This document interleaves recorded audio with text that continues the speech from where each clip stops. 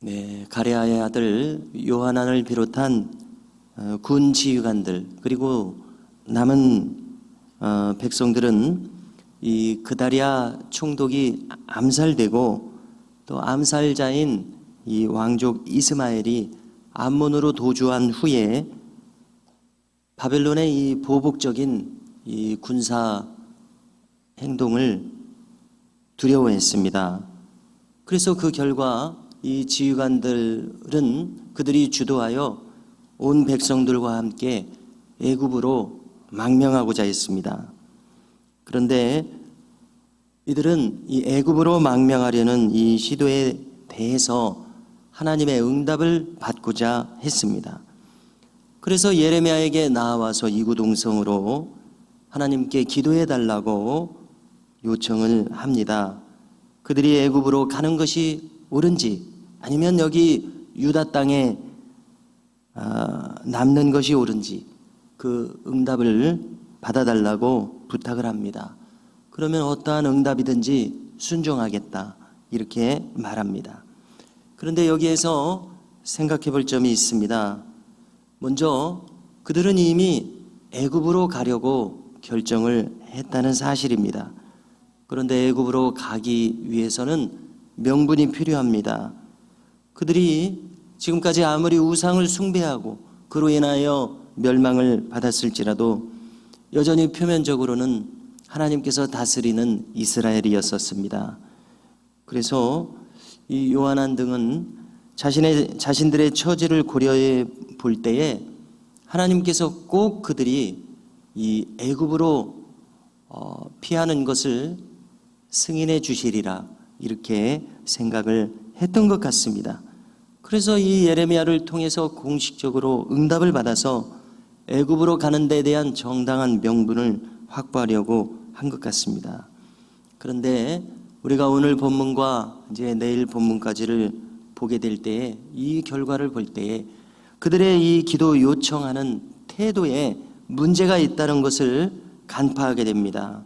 즉 그들은 어떠한 응답을 내리시든지 간에 순종하려는 태도로 기도를 요청한 것이 아니라 자기들이 이미 마음먹은 대로 하나님의 응답이 틀림없이 내려질 것이다 이렇게 생각했던 것입니다. 한마디로 그들이 마음먹은 대로 하나님의 뜻이 움직여지리라 이렇게 생각했던 것입니다. 그러므로 그들은 순종하고자 했던 것이 아니라 무엇인가를 조종하고자 했던 것을 알 수 있습니다. 그런데 우리가 이미 아시듯이 하나님께서는 인간의 조종을 받으시는 그러한 하나님이 아니십니다. 그런데 요한한 등은 하나님을 조종하고자 하는 마음을 가졌습니다. 그래서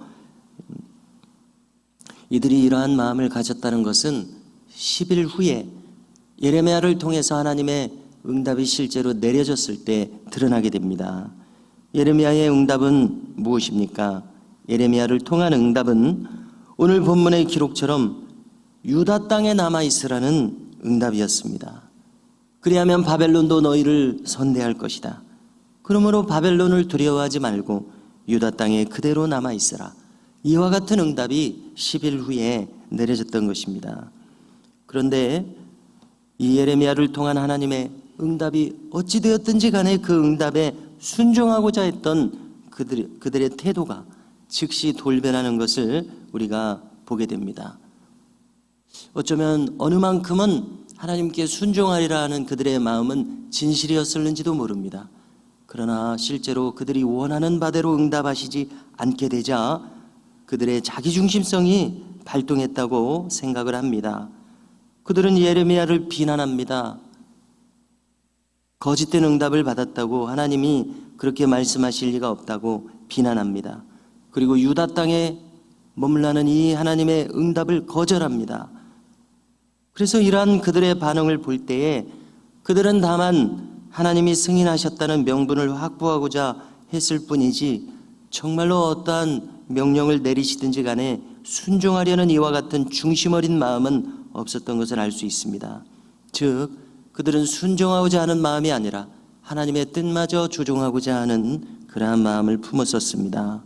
이것이 바로 어리석은 인간의 태도인 것을 알게 됩니다. 어째 하나님이 인간의 뜻대로 조종되어질 수 있는 분이시겠습니까? 그들의 신앙 태도를 볼 때에 그들은 지금까지도 하나님의 뜻에 순종한 바가 없었으리라 이렇게 생각됩니다. 순종이 무엇인지 알지 못했기에, 즉 하나님과 순종하는 관계로 형성된 이 인생길이 아니었기에 순종할 줄을 몰랐으리라 이리 생각됩니다. 그들이 예레미야에게 기도를 부탁하는 장면을 다시 한번 주목해 보십시오. 2절 중간에 보면 기도해달라는 요청을 하면서 그들이 하나님을 어떻게 지칭을 하는지를 주목하게 됩니다. 예레미야에게 요청하기를 당신의 하나님께 기도해 주소서. 그래서 그들은 은연중에 우리의 하나님께 요청해 주소서, 저희들의 하나님께 요청해 주소서, 이러한 표현이 아니라 당신의 하나님, 이렇게 은연중에 하나님과 거리감이 있음을 드러내고 있다고 생각을 합니다.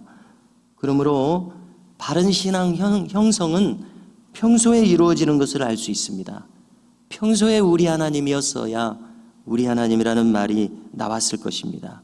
평소에 우리 하나님이 아니기에 당신의 하나님이라고 은연중에 하나님과의 거리감이 드러날 수밖에 없으리라 이렇게 생각됩니다.